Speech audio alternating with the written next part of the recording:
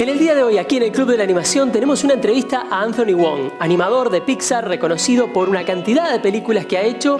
Realizó un corto animado hace muy pocos meses en República Checa. Y junto a él trabajaron varios animadores de todo el mundo y animadores de Animation Gym, de mi escuela de animación. Elizabeth Font fue hasta allí, trabajó con él. Te invitamos a ver la primera parte de esta entrevista.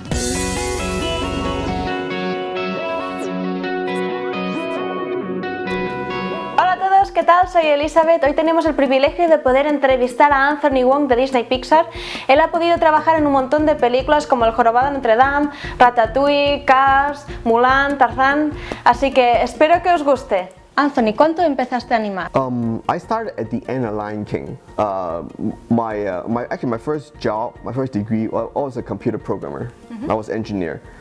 But like a lot of people who get into this business, there's one film that changed their life, and for me, Star Wars. I walk out of a film wanting to be animator, because when the animation do well, especially if I do well, the film making is well done, there's a magic to it. And for a lot of later generation, it was Jurassic Park that made people walk away feeling the magical power of creation. And once you get that feeling, it's hard to, the power of creation is hard to walk away from. So after I got my degree, I went to CalArts. And once I get into CalArts, the first time in my life, I'm surrounded by people who like me, who like filmmaking, who are all very good draftsmen, who can draw really well. And in that environment, people just grow. And I get into Disney at the end of Lion King as an internship. And then that started my career. In the beginning, I thought, okay, I'll try a year at CalArts. If it doesn't work out, I'll go back to engineering. But once I taste it, I cannot go back.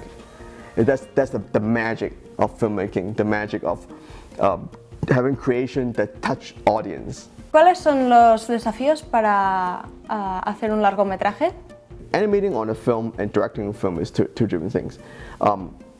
Animating a short film or any film is to bring the character alive that feels like is set in that environment, because in animation everything is fake.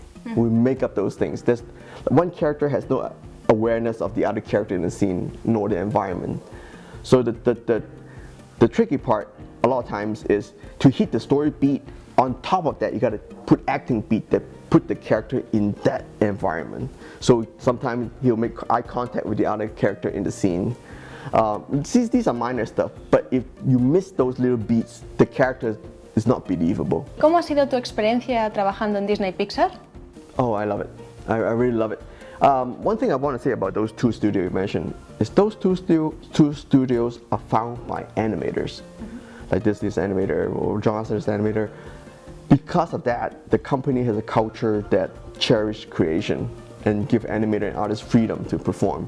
That's a big difference if, say, the studio is found by a business person or somebody who is focused not so much on the art and animation. But one thing I want to bring up on that side too is that this is film or animation is art. It's not a necessity.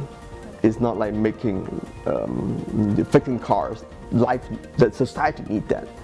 So to have that kind of environment is a luxury. I call it a bubble. Like only a selected few company can nurture that kind of creation. ¿Es el factor que marca la diferencia y el éxito de las películas de Disney Pixar? You're talking about Disney. Maybe there's more better evidence than Pixar. Disney has a history, from Walt, and then Walt passed away, and then Michael Eisner, and then now you have Bob Cook. They're different era. You can see that animation go up and down. The company go like that. But the founder's vision is pretty much there. Because Walt's idea, the vision, is pretty much maintained through the different eras. And then you see that one thing is the first chunk of new directors come in. They have the passion projects, the project they want to make for a long time. They have new ideas. They want to offer audience something new, and then they're backed up by a strong team artist.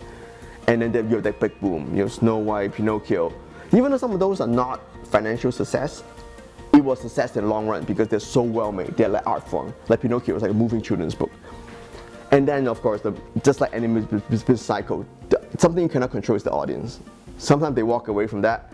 You have a dip, people get fired away, and then the new batch come in, and then boom, Lion King. all these like passion projects. People are not just there for the job, but they want to say something, and the audience come back to the business, and then again you go to the ground like big 2D. People that want to see 3D, and then boom again. Now you have your boat, your Tango, and then The Last of Utopia is a big success. It's not a coincidence. It's these young directors. They carry the vision. I think some of them from art school, and both these two studios you mentioned, they nurture these young directors. Have you noticed one thing? Both studios have short film programs. Not other studios have much short film programs. Yeah, to have the time to test storytelling.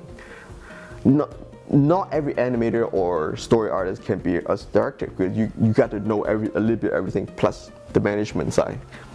So the little short film is great training ground. ¿Cuál es tu personaje favorito? My favorite film, the two of them. The first one is Hunchback Notre Dame from 2D animation. My first film as the animator, and I have a great opportunity working with under my mentor James Baxter, who created Belle from Beauty and the Beast, Rafiki, Lion King, really truly a superstar animator and draftsman.